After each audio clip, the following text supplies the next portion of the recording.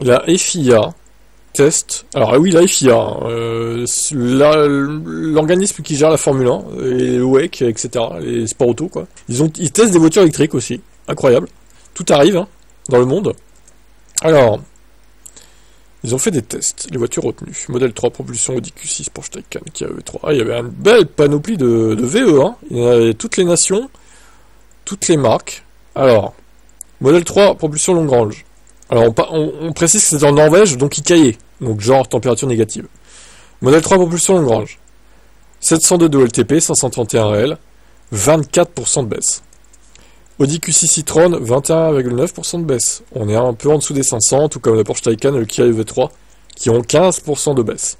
Polestar 3, 5% de baisse seulement. Ils ont pas trop menti, ça va.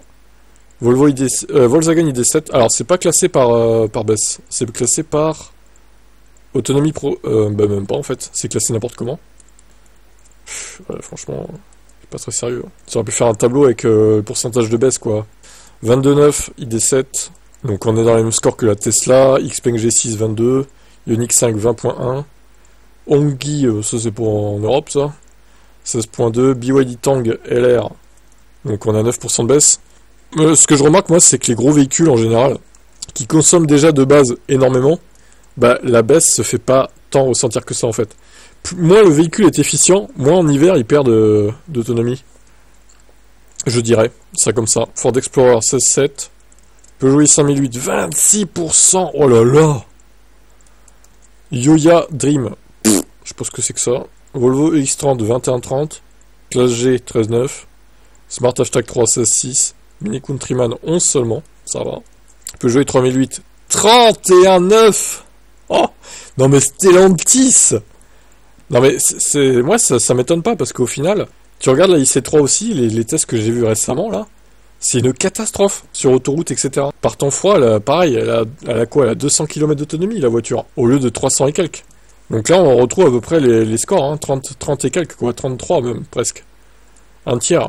BYD 13.1, BYD encore 15.8, Lotus Emea 12.8 et i5 de chez BM 21.1. Les premiers enseignements sont assez étonnants. Tout d'abord, on constate que l'autonomie de la modèle 3 longue range propulsion s'effondre avec l'un des plus grands pourcentages de baisse de ce comparatif. La mauvaise surprise, c'est les Stellantis, Peugeot i5008 et i3008, 32%. C'est honteux, quoi.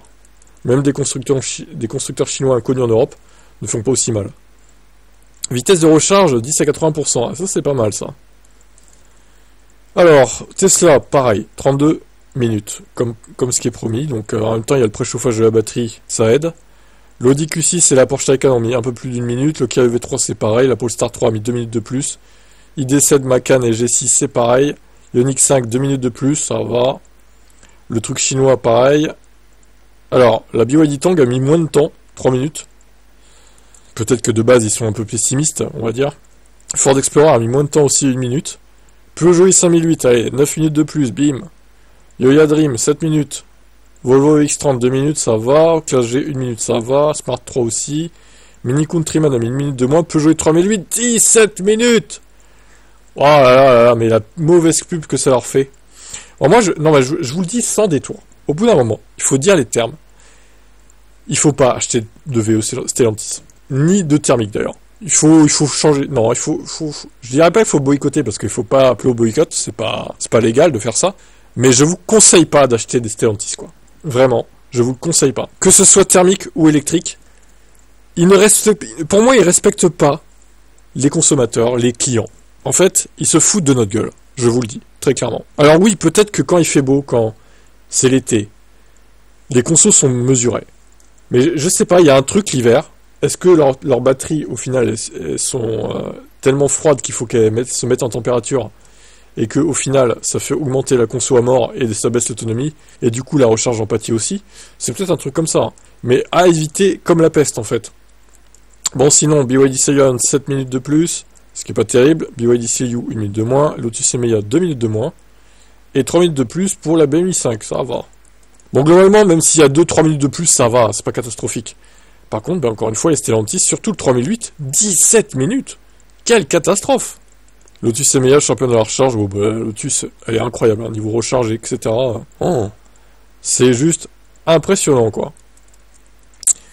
Bah écoutez, c'était pas mal ce test. Je crois que c'est fini, hein, du coup, y a rien d'autre. Mais ouais, c'est terminé. C'était vraiment intéressant. C'est là que tu te rends compte qu'au final, il y a certains VE qui sont pas du tout adaptés pour le froid. Bah, les Stellantis, hein, désolé de le redire, mais c'est la vérité. Et d'autres, bah, ça les gêne pas tant que ça, quoi. Ah, le Yoya Dream, c'est une espèce de tank énorme. On dirait à la limite un corbillard, quoi. Waouh, je voyais pas ça comme ça. Bon, le Classe G de base, lui, il consomme comme un porc, donc ça m'étonne pas qu'au final, il soit pas trop impacté, on va dire, par le froid. Le Xpeng, à part la recharge, ça va, mais l'autonomie on a un peu pâti aussi quand même. Donc voilà, en grosso modo, c'est entre 13 et 20% de perte, quoi. 20, 22, allez, 22. On peut monter à 22. La modèle 3 Long Range, ouais, un peu décevante aussi, hein, 24,3 quand même. Elles aiment pas trop le froid, les Tesla, j'ai l'impression aussi. Hein. D'ailleurs, ils ont pas testé le modèle Y. Ça aurait été intéressant de le tester avec la batterie BYD Blade, notamment. Dommage. Bon. Ça restait un test plutôt intéressant et utile, je dirais. Allez, ciao.